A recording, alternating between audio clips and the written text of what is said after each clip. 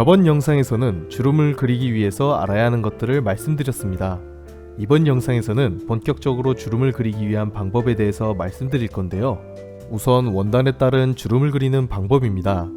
주름을 그리기 전에 원단에 대해서 먼저 고민을 해야 되는데, 여기서 말하는 원단은 다양한 원단의 종류가 아니라 더 단순하게 두꺼운지 얇은지를 말해보겠습니다. 원단이 부드럽고 얇을수록 주름의 간격은 좁고 양 또한 많아집니다. 반대로 원단이 두껍고 거칠수록 주름의 간격은 멀고 양은 적어지죠. 두 가지의 주름이 지는 형태가 다르다고 생각할 수 있지만, 저번 영상에서 말씀드렸듯 주름이 생기는 것에는 일정한 규칙성이 있는데요. 인체의 둥글게 돌아가는 표면을 따라 흐르거나 높은 곳에서 아래로 떨어지거나 인체에 닿지 않는 원단이 쌓이거나 하는 형태입니다. 원단의 두께에 따라 주름의 크기나 양이 달라질 수는 있으나 생기는 형태는 비슷하죠. 규칙성이 존재하지만 항상 같은 모양의 주름을 그려서는 안 됩니다. 옷, 원단, 인체, 동세 등 여러 요소를 고려하며 그려내야 하죠. 공부를 진행할 때 원단의 두께뿐만 아니라 가장 많이 사용되는 옷의 스타일을 생각하면 좋습니다. 어떤 옷에서 주름이 얇고 날카로운지,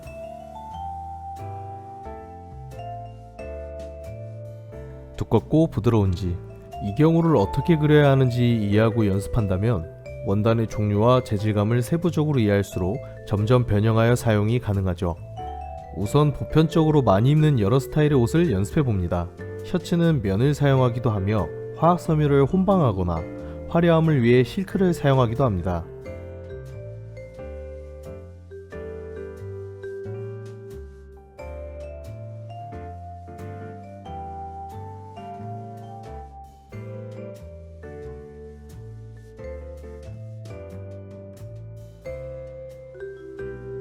주름이 인체를 타고 흐르거나 쌓일 때 주름의 곡선을 날카롭게 표현하면서 옷의 원단이 얇다는 것을 표현해줍니다.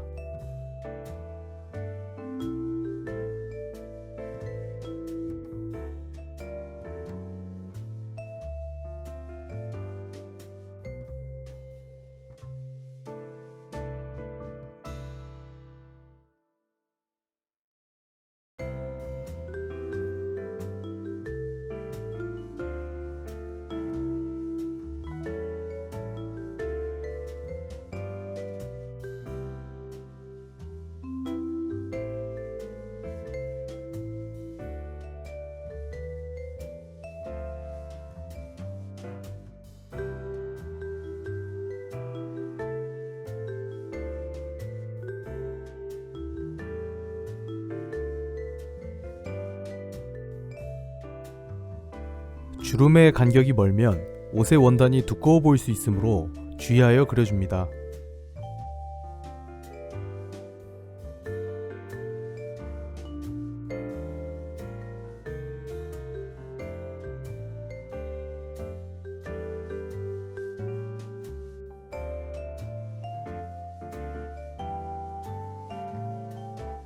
주름이 얇고 날카롭게 생기는 것이 보통입니다.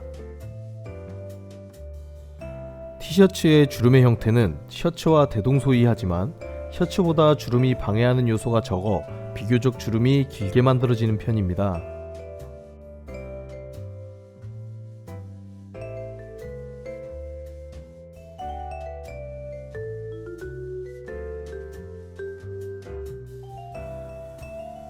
셔츠와 동일하게 주름의 간격을 가깝게 배치해줍니다.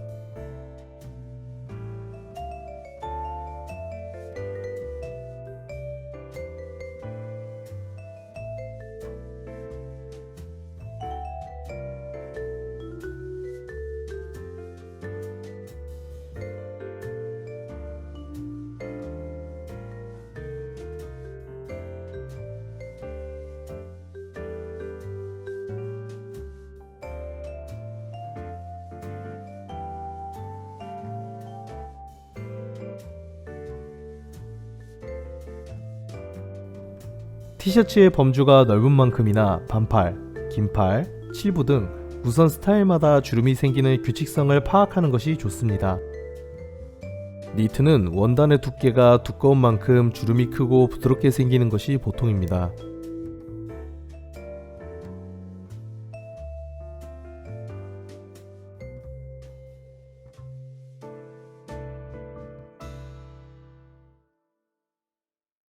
셔츠, 티셔츠와는 다르게 주름의 간격을 멀리 배치해 줍니다.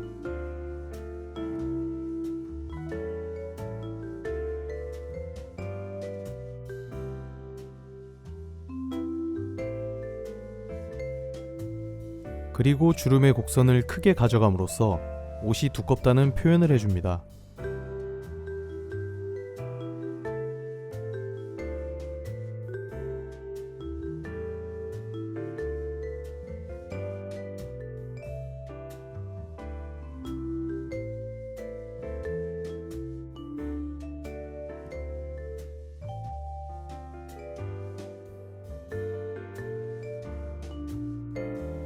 접히는 인체에서도 주름의 개수에 따른 소재에 비해 현저하게 적어지죠.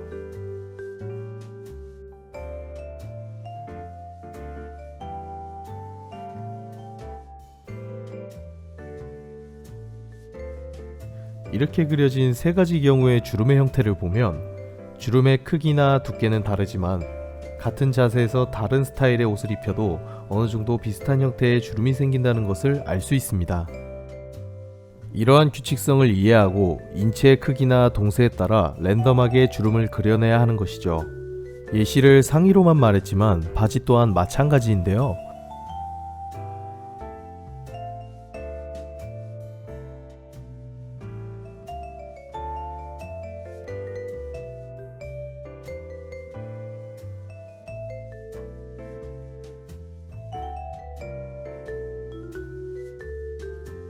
다만 바지는 상의와는 다른 주름의 진행을 방해하거나 주름을 만들어내는 특이한 요소가 있습니다.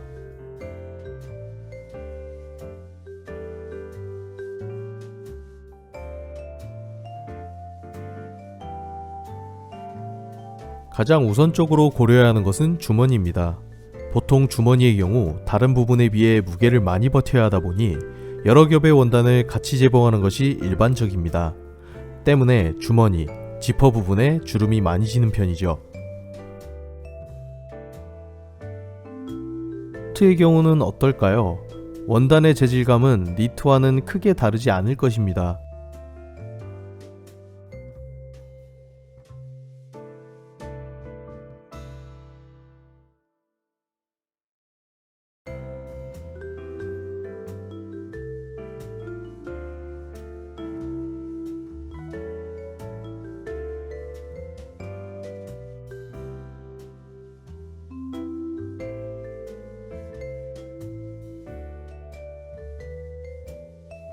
이렇게 긴 선을 이용해서 코트를 그려냅니다.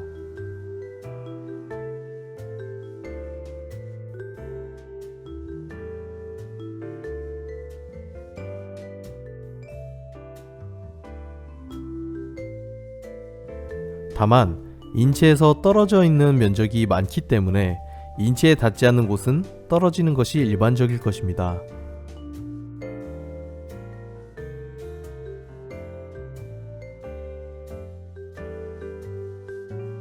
주름의 입체감을 극대화시키기 위해서 주름의 흐름에 따라서 봉제선 라인이 지나가거나 텍스트, 그림 따위의 형태가 들어가도 좋습니다.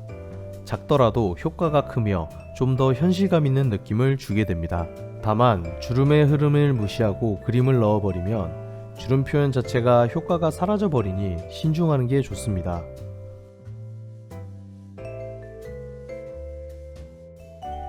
앞서 말한 것들을 정리하며 말씀드리자면 원단의 재질감이나 두께에 따라 주름은 두꺼워지기도 하고 얇아지기도 하지만 비슷한 규칙성을 가진다고 해서 외워 그리는 것은 좋지 못하며 주름이 생기는 흐름을 이해하고 상황에 알맞게 그려내야만 감상자를 납득시킬 만한 주름 표현을 할 수 있게 되는 것입니다. 이처럼 다양한 상황이나 요소를 고려해 주름을 연습하고 숙달한다면 랜덤한 패턴에서 고민 없이 주름 표현을 할 수 있으며 한 장의 그림에서 입체감 있고 풍성한 그림을 그릴 수 있게 되는 것입니다. 주름을 표현하는 데 있어서 소극적이고 공부를 게을리한다면 인물의 입체감이 반감되는 만큼 더욱 많은 호기심을 가지고 주름 표현에 접근해 보는 건 어떨까요? 다음 영상에서는 동세에 따른 주름 표현에 대하여 알아보겠습니다. 이번 영상은 여기서 마치겠습니다.